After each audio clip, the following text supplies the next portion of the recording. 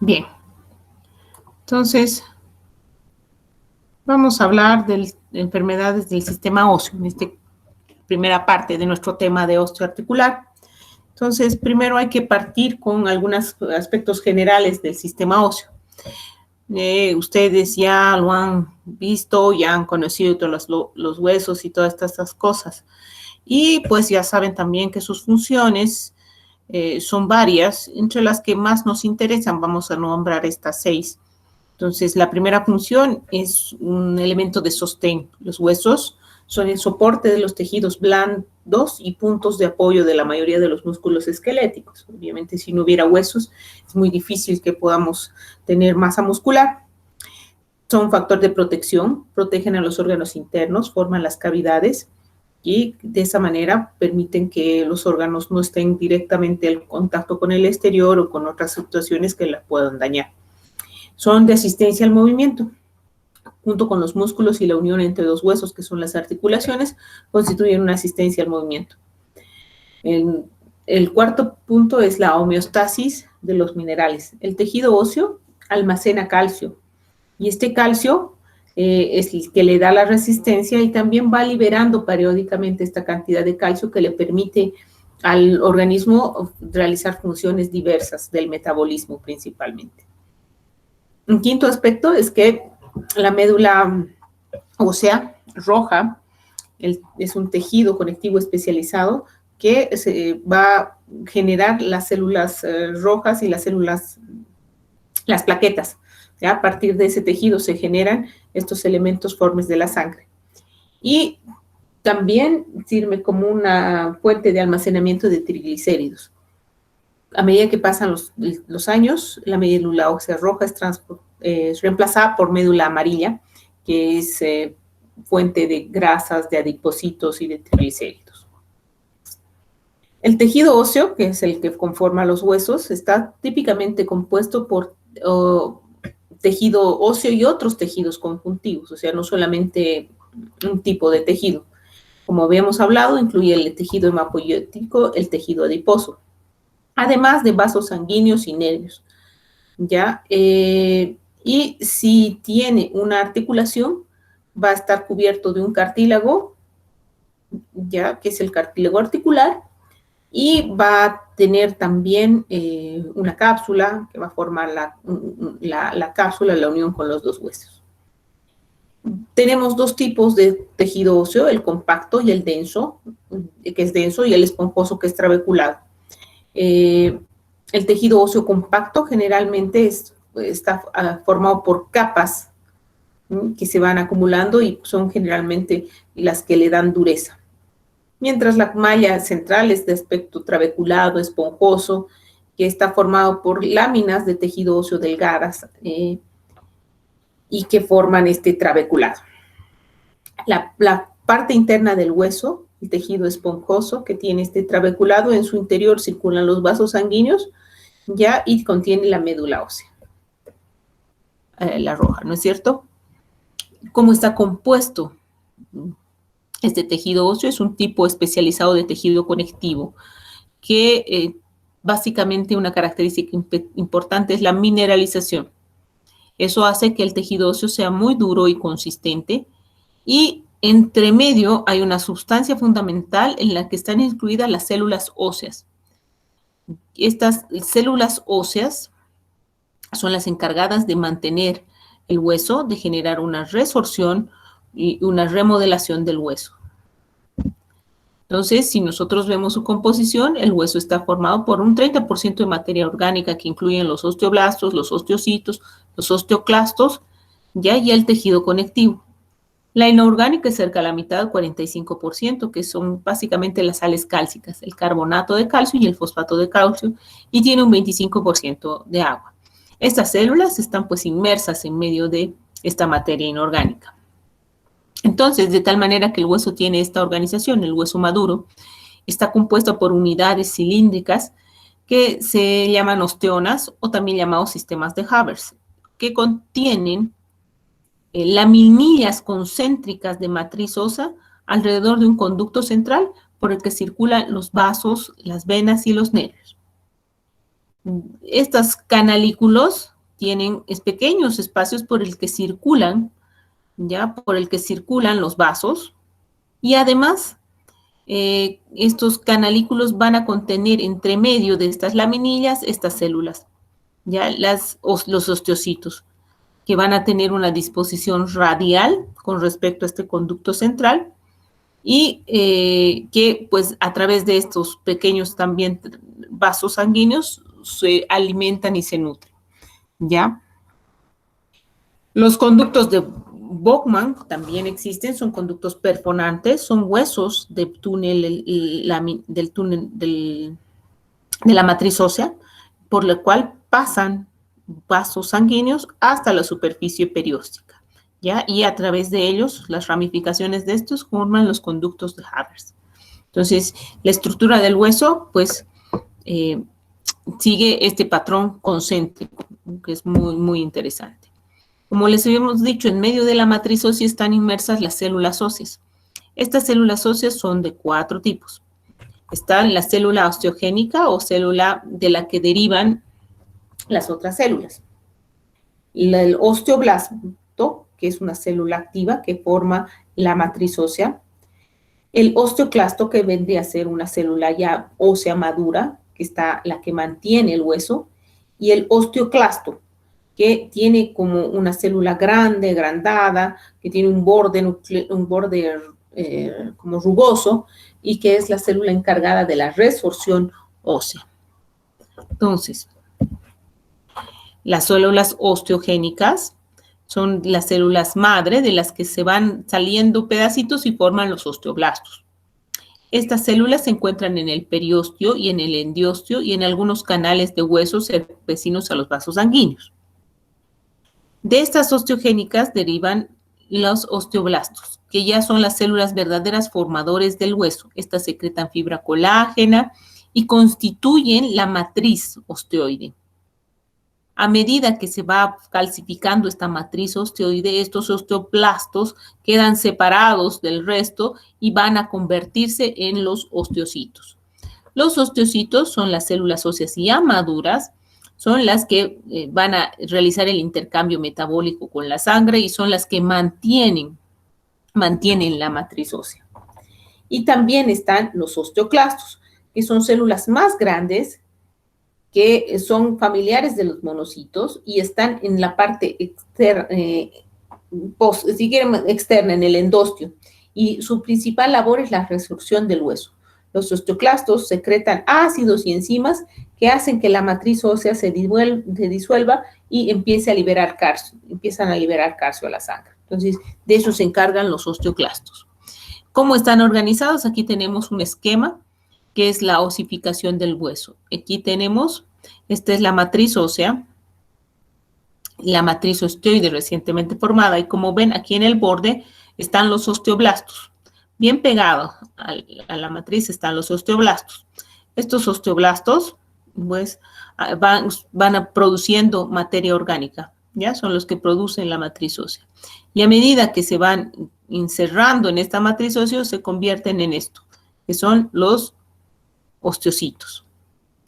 Entre medio de los osteoblastos están estas células, ¿ya? Que son las osteoclastos, que tienen el papel de resorción ósea, ¿ya? Bien, una de las principales funciones del hueso, habíamos dicho, es la de administrar calcio, mantener la homeostasis del calcio. Y esto implica que el hueso esté continuamente en remodelación. El hueso permanentemente se está reemplazando y volviendo a resorber, ¿ya? Y esto llega a remodelarse hasta un 5% de la masa ósea del organismo. Es un proceso continuo. ¿De qué depende este proceso? Sin embargo, depende de 3 factores muy importantes. Primero, la dieta. El calcio, el fósforo, qué cantidad de minerales tenemos en la dieta. Segundo, nuestro nivel de vitaminas. ¿Qué vitaminas? La principal C, la K, la B y la D. Y también del factor hormonal. Son factores de crecimiento, las hormonas tiroideas, las hormonas de crecimiento y las hormonas sexuales. Son hormonas que van a intervenir en el metabolismo calcio y vitamina D. Otro factor importante para que se genere hueso y reabsorba y se remodele es el ejercicio. El tejido óseo tiene capacidad de modificar su resistencia en respuesta a cambio al estrés mecánico. Entonces, si nosotros recordamos que la mayor parte de los músculos están insertados en los huesos, esta tensión de la contractura muscular es la tensión que favorece a que el hueso pueda depositar más sales minerales y se haga más duro. Ya, si no hubiera este estrés mecánico, este hueso no tiene el estímulo para acumular más matriz y se vuelve delgado, la reabsorción es mayor y el hueso pues es más frágil, ¿ya? Entonces, el ejercicio físico continuo favorece también a la osificación de los huesos. ¿Qué pasa si hay una disminución en el ejercicio? Evidentemente no va a haber este proceso de estímulo de la formación de hueso y esto va a generar una pérdida acelerada de la masa ósea. Ya, por eso se ve que los pacientes que tienen una masa ósea muy adelgazada también tienen un hueso débil, un hueso osteoporótico. ¿Qué tipo de ejercicio es importante? Porque lo que más genera tensión, los ejercicios de tensión de fuerza, son los que más depósito de calcio van a estimular. ¿Ya? La reducción en el ejercicio se ha asociado al envejecimiento. Perdón, la reducción de ejercicio con los ancianos, más de por sí en la misma edad que disminuye este proceso de resorción, se han asociado altamente a osteoporosis. Bien, entonces vamos a describir una de las principales patologías óseas. Dentro de este grupo están las fracturas, no podemos olvidar este aspecto porque es bastante frecuente esta entidad. Las fracturas en realidad representan la discontinuidad en los huesos. Y esto es a consecuencia de un intercambio de energía, golpe, una tracción, que es lo suficientemente intenso como para superar la elasticidad del hueso. Fractura puede ocurrir en cualquier parte del hueso. Más frecuentes son los huesos de las extremidades. De acuerdo a cómo es el trazo, las fracturas tienen también una clasificación. Ya, primero, de acuerdo a si la fractura está expuesta o no hacia el exterior, se va a llamar cerrada o abierta. La cerrada, como su nombre dice, sin exposición del hueso al exterior, y las abiertas o expuestas cuando el hueso se expone por fuera de la superficie de la piel. De acuerdo al tipo de trazo, tenemos las fracturas transversales, son las que atraviesan transversalmente el hueco. Las oblicuas, las que tienen un trazo oblicuo. Las espirales son aquellas fracturas que han hecho como una rotación sobre sí misma en el hueso. Las conminutas son aquellas que tienen múltiples fragmentos, pequeños fragmentos fracturarios. La oblicua descompuesta, aquella que tiene una fractura oblicua, no transversal, sino oblicua, y que se han separado los dos fragmentos. La que se llama fractura espiroidea, en el cual hay un trazo oblicuo igual, pero espiral, y el hueso se ha mantenido de alguna manera su eje. Fractura en tallo verde, aquella fractura que no logra fracturar por completo el hueso, solamente logra lesionar o producir una fisura a nivel de una parte del hueso. Fracturas de áreas especiales, tenemos la fractura de Pot, que es la fractura del tobillo, ¿no es cierto? A nivel del maleolo y del peroné. Y la fractura de Coles, que es la fractura que se produce a nivel de la muñeca en la parte distal. Ya hay fractura del cúbito y del radio. Y a veces se acompaña de luxación del carpo, pero sobre todo fractura de cúbito y radio. Bien, entonces, resumiendo, las fracturas pueden clasificarse de acuerdo al estado de la piel, si es abierta o cerrada, por su etiología. Ya, por su etiología podemos calificar a las fracturas habituales, son aquellas que se producen por ese intercambio de energía brusco. Pero también están las fracturas, que quizás vamos a ver más adelante, por insuficiencia o patológicas, en el cuales el hueso de por sí ya tiene una enfermedad y no permite que una mínima fuerza sea tolerada y se fractura. Y las fracturas por estrés, que se producen por un repetido estímulo en el hueso que genera una fractura. Ya por su localización, las fracturas pueden también, de acuerdo en qué parte del hueso están, epifisiarias, que son en ambas epífisis, diafisiarias en la diáfisis o metafisiaria. ¿Ya? Y por la dirección del trazo, que son las que hemos hablado, transversal, oblicuo, espiroidea. Bien. ¿Cuál es la causa de las fracturas? Ya habíamos hablado que de acuerdo a las causas podemos dividirlas en dos grandes grupos. Las fracturas habituales son aquellas que se producen por un estímulo traumático o por un mecanismo de fuerza mayor a la resistencia del hueso.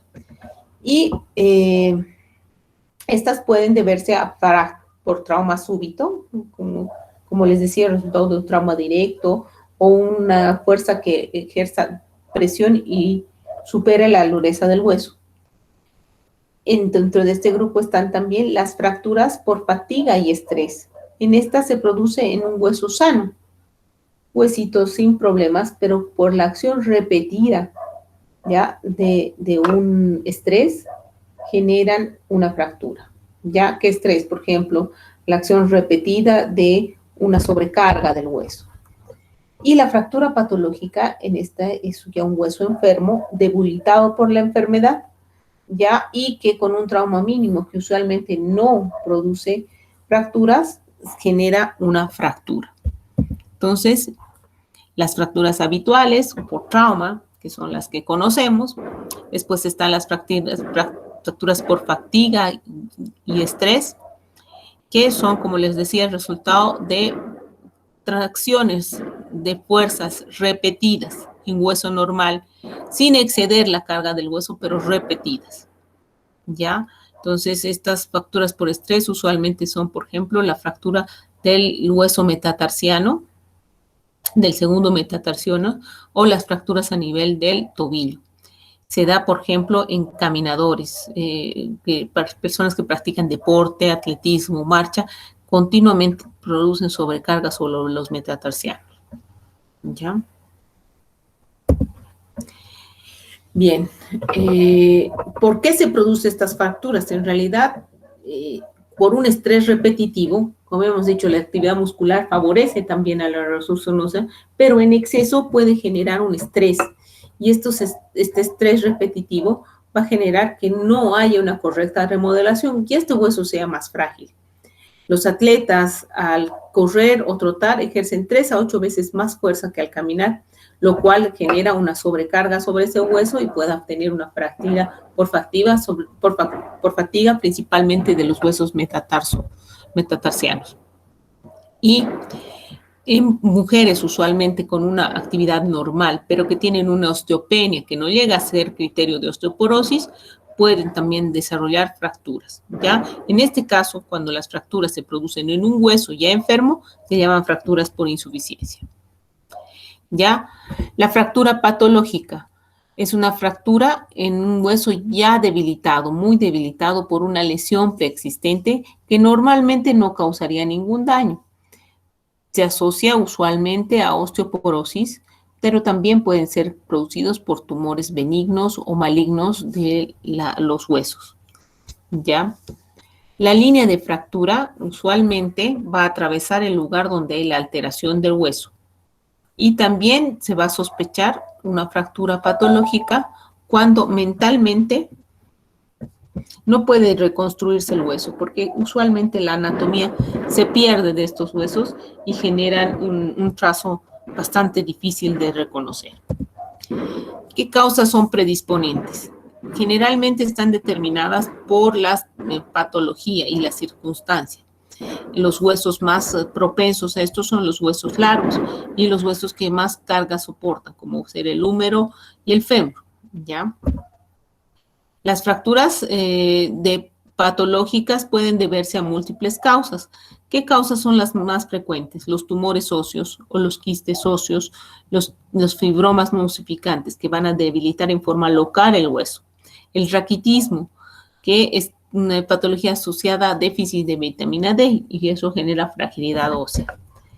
El síndrome Macular-Bright, que es una patología genética en el cual hay baja depósito de calcio en los huesos. La osteoporosis infantil, la insuficiencia renal crónica, la osteogénesis imperfecta es una enfermedad genética igual que se caracteriza por debilidad ósea, la osteopetrosis, ¿ya? Que en el cual hay fracturas por fragilidad ósea y ceguera, que constituyen enfermedad genética. Entonces, como ven, hay varias causas de fracturas, pero también hay ciertos factores de riesgo que hacen que la persona tenga predisposición a fracturas. Uno de los principales es las edades extremas. Los muy pequeños o los muy mayores tendrán mayor riesgo de fracturas. Sexo, se asocia más a sexo femenino. Pacientes que ya tengan osteopenia o osteoporosis tendrán también mayor riesgo de fracturas. Pacientes que tengan una actividad o una ocupación en el cual haya mayor riesgo de trauma. Estado nutricional, si bien no llega a ser una osteopenia o osteoporosis, en pacientes que consumen menos cantidad de calcio también puede darse fracturas. Pacientes que hayan tenido una inmovilización prolongada y baja actividad física, ya hemos hablado, hay menor reabsorción de hueso. Y las enfermedades neuromusculares en las que hay una inmovilización prolongada producto de una alteración a nivel muscular. ¿Ya? Entonces, las fracturas por insuficiencia patológica, generalmente hueso enfermo, o por procesos locales como una metástasis ósea, ¿ya? Aquí son algunas imágenes de fractura patológica. Como ven, no se puede seguir el trazo, la articulación está deforme y el hueso también severamente alterado. Esta es otra, ¿ya? Y esta es otra, con múltiples quistes otros. Bien, ¿qué signos y síntomas tiene una fractura? En realidad, todos alguna vez han sospechado de que alguien puede fracturarse. Y uno de los principales síntomas característicos es el dolor. Dolor e impotencia funcional. ¿Ya? El paciente siente un dolor intenso, profundo y no mueve la extremidad. ¿Ya? O si la mueve, la movilidad es anormal, como en este caso, se pierden los ejes normales. Y también va a haber datos de inflamación, que va a ser deformidad, acortamiento y esta área de quimosis a veces y hematoma. ¿Ya? En ocasiones, cuando la fractura tiene fragmentos, va a haber una crepitación, que es un ruido como si estuviera rompiéndose. Entonces, puede verse estos hematomas, tumefacción, es la imagen de la fractura asociada, o en ocasiones está manifiesto como esta, que es una fractura expuesta, ¿no? Se ve directamente el hueso salido de la piel. Bien. Una de las patologías asociadas, crónicas asociadas al sistema óseo es la osteoporosis. ¿Qué es la osteoporosis? Es una enfermedad sistémica, no es solamente de una partecita de un hueso, sino es una enfermedad sistémica en la cual hay una disminución de la masa ósea con una alteración en la arquitectura normal del hueso, lo cual resulta en una fragilidad ósea y un riesgo de fracturas. La OMS ha hecho una definición operacional de acuerdo a cuán densidad ósea tienen los pacientes y ha hablado de que existe un estadio entre lo normal y la osteoporosis, que es la que se ha denominado osteopenia, que con un índice que es la calificación T, se califica osteopenia en un valor de -1 a -2.5 de este valor T, que es la densidad ósea medida, ¿no es cierto? Y por debajo de esto se consideraría osteoporosis, es decir, hay un gran grupo de personas que están en este rango de osteopenia, no llegan a ser osteoporosis, pero si este grupo no es atendido, no es manejada, sin duda alguna va a terminar siendo osteoporótica. ¿Ya? ¿Qué es la osteoporosis? Como les había dicho, es una enfermedad esquelética sistémica, en lo que principalmente va a estar caracterizada la osteoporosis es en la disminución de la masa ósea, con un deterioro de la microarquitectura que hace que este hueso sea más frágil, ¿ya? Y haya un mayor riesgo de fractura. Representa la causa más común de fracturas y afecta al 20% de las mujeres, principalmente en las mujeres. Y hay un número mucho mayor a nivel mundial que producto de los patrones de vida también que se llevan. El riesgo de por vida de sufrir una fractura a partir de los 50 años es alrededor de los 40% en las mujeres. Y esto asociado a un nivel hormonal, ya cuando viene la menopausia. Y en el hombre un 13%, ya que ambas son debidas a osteoporosis. ¿Qué pasa? ¿Cómo se produce? Bueno, el hueso, como ya habíamos dicho, es un tejido que tiene células, es un tejido que tiene vasos sanguíneos, agua, es un tejido vivo. Entonces, continuamente este hueso está en formación y en resorción. Estos procesos están usualmente en equilibrio. Si uno mantiene una dieta equilibrada, está bien fortalecido el hueso con ejercicio, pues en realidad existe un equilibrio entre la formación y la degradación. Pero puede desequilibrarse eso y haber mayor resorción ósea. Generalmente esto ocurre producto de la edad. El pic de la masa ósea alcanza a los 25 y 30 años de edad y está determinado por múltiples factores, siendo el principal el factor genético. También influyen los factores nutricionales, la actividad física, pero si el factor genético es el más importante.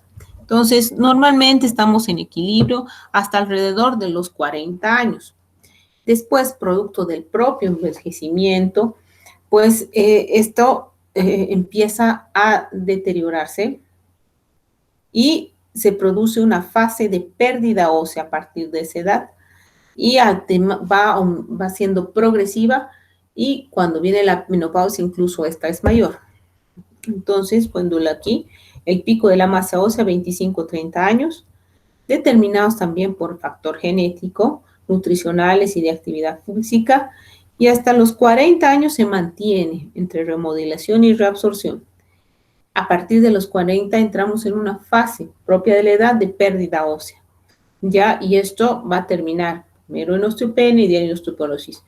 Todo depende de cuán buen hueso hayamos hecho antes de los 25 a 30 años, ¿ya? Que es donde se mantiene el equilibrio. Entonces, ¿qué es lo que ocurre? Son factores degenerativos y hormonales. Los estrógenos de por sí disminuyen, se producen menos, y esto hace que se disminuya también la regulación a nivel de la resorción ósea. Esta empieza a acelerarse, no se forma nuevo hueso y los osteoclastos son los más activos. Entonces hay una resorción ósea, ¿ya? Esto asociado a que en la mayor parte de los casos el consumo de calcio es subóptimo, es bajo, ¿ya? Este resulta ser un estímulo para que se produzca hormona paratiroidea y esta hormona activa los osteoclastos, ¿ya? Entonces se convierte en un círculo vicioso. Y también producto del mismo deterioro, del mismo envejecimiento, el osteoclasto empieza a hacer mayor resorción de lo que el osteoblasto forma. Y cuando ya llega a un umbral en que es lo suficientemente delgado, dañada la matriz ósea, que hablamos de osteoporosis. Hay dos tipos de osteoporosis, la primaria y la secundaria. La primaria es aquella que pues es la más frecuente. La posmenopáusica es la principal causa posterior a la menopausia, a la disminución hormonal, pero mucho más frecuente es la senil, ya que se produce por el deterioro, por el envejecimiento. Las secundarias usualmente son secundarias a una serie de otros trastornos que perjudican el metabolismo de calcio y de fósforo y de vitamina D. Entre estas ya están la depresión, la diabetes mellitus, los fármacos, el hipoparatiroidismo, el hipertiroidismo, el hipogonadismo, una serie de enfermedades que pueden secundariamente tener osteoporosis, ¿ya? Ahora bien, si bien juegan mucho los factores genéticos, los factores también de alimentación, existen factores de riesgo que hacen que las personas puedan desarrollar osteoporosis. Podemos clasificarlos en dos, los no modificables y los modificables. Los no modificables ya más o menos imaginan a qué se relacionan. La edad es un factor que no se puede modificar, edad avanzada principalmente. Se habla del grupo étnico, aunque todavía no es algo controversial. El sexo femenino sí. La presencia de fracturas vertebrales por compresión, la menopausia prematura, la constitución asténica y la historia familiar de osteoporosis. Eso también es un factor importante.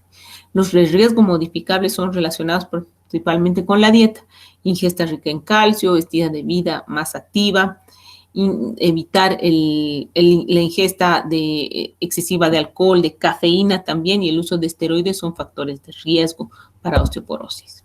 Ya aquí los vemos en un cuadrito, los más importantes: los antecedentes familiares, la menopausia, la edad avanzada, el exceso de tabaco, alcohol y dieta pobre en calcio, y también el uso crónico de algunos medicamentos que hacen que no se pueda remodelar el hueso, ya no se reabsorba. ¿Qué síntomas tiene la osteoporosis? En realidad no hay síntomas específicos. La mayor parte del tiempo la enfermedad es asintomática. Ya en una historia clínica buscaremos algunos factores de riesgo que pueden producir y algunos síntomas aislados que podrían atribuirse a esto, pero usualmente los pacientes no presentan síntomas y este es un proceso degenerativo gradual. Los síntomas que presenta la enfermedad es cuando ya está muy avanzada, y esto implica primero el dolor y la sensibilidad ósea, principalmente en áreas de alta sobrecarga, como ser la columna vertebral. Fracturas. Usualmente pueden existir fracturas patológicas en las áreas de desmielinización, de adelgazamiento del hueso. Entre estos están, por ejemplo, los huesos largos que soportan gran carga, como el fémur, como el húmero, ¿ya? Y otros huesos que se fracturan frecuentemente son los huesos de la columna, porque soportan gran carga. Y esto puede producir algunas fisuras y algunas deformidades de las vértebras que van a producir en ocasiones compresión de las raíces nerviosas y generar dolor. Dolor. Entonces, esa es otra característica de la osteoporosis, que puede generar un dolor irradiado que sigue un trayecto del ciático. A medida también que se fracturan, se deforman, puede aparecer cifosis, que es muy característica de esta enfermedad. La cifosis porque las vértebras van perdiendo altura, se van comprimiendo y pueden generar esa deformidad. ¿Ya? Bien, ¿qué síntomas más vamos a tener? Las fracturas patológicas. Ya eso dependerá de la carga. Usualmente las más frecuentes son de la cadera, como les decía, del cuello del fémur, de las vértebras que producen aplastamientos, acortamientos, y a nivel de la muñeca, la fractura de coles. ¿Ya? Dentro de la osteoporosis vertebral, que es el sitio más frecuente de fracturas, y a veces no producen síntomas ese rato, no es como una fractura de un hueso largo, sino los síntomas van apareciendo a lo largo del tiempo. La mayoría de estas fracturas, como el 85%, son sintomáticas, en el 15% se diagnostican con radiografía, ¿ya? Porque son muy, muy pobres. La prevalencia es hasta 50% en mujeres en edad mayores de 80 años, es decir, mujeres ancianas, seniles. Y la mitad de las mujeres van a presentar múltiples fracturas. Las fracturas se sitúan en el 20 a 30% en la parte media de la vértebra. Es 2 veces más frecuente en mujeres y pueden producir en algunas ocasiones un dolor intenso en la región correspondiente a la columna vertebral. ¿Ya? ¿Cuál es el tratamiento de la osteoporosis? En realidad, en la actualidad no hay ningún fármaco que detenga la resorción. Como hemos dicho, es un proceso fisiológico, es un proceso normal. ¿Ya? Lo que se tiende es hacer que este proceso sea más lento, o sea, no sea de una pérdida ósea tan acelerada, y de esa manera evitar que se produzcan fracturas patológicas y sobre todo aplastamiento en las vértebras y dolor. ¿Ya? ¿Cuál es la pirámide de tratamiento? Por un lado en la base están las medidas generales, el ejercicio, el estilo de vida, que hemos dicho que son factores que favorecen a la remodelación ósea, son los más importantes. Prevenir las caídas, suplementar con calcio, vitamina D y algunos fármacos que están en la parte más arriba. En realidad, para el manejo de los fármacos, de manejo de la osteoporosis, los fármacos tienen un papel muy limitado. Entonces, la segunda opción es prevenir las fracturas. Ya para esto hay que crear un ambiente seguro. Hay que tratar de alimentar con una dieta rica en calcio, una actividad física moderada, evitar el sedentarismo, evitar hablar de efectos, de hábitos tóxicos o evitarlos como el tabaco, como el alcohol. Hay que aprender a que el paciente se desplace, conozca su medio, conozca su habitación, donde hay algún peligro y sepa protegerse. Y obviamente también hay que mejorar la postura, las correctas posturas del paciente para evitar también dolores musculares y otros. ¿Ya? Y asegurarle la casa al anciano, ya sea fijándose desde el zapato hasta el uso de bastón o otras ayudas aumentativas como estas escaleras con baranda más firme, ya que no haya cosas que no estén al alcance, etc. Bien, respecto a la dieta, pues sin duda alguna la dieta rica en legumbres que tengan calcio, vitamina D, ejercicio moderado, reducir la ingesta de sal. ¿Ya?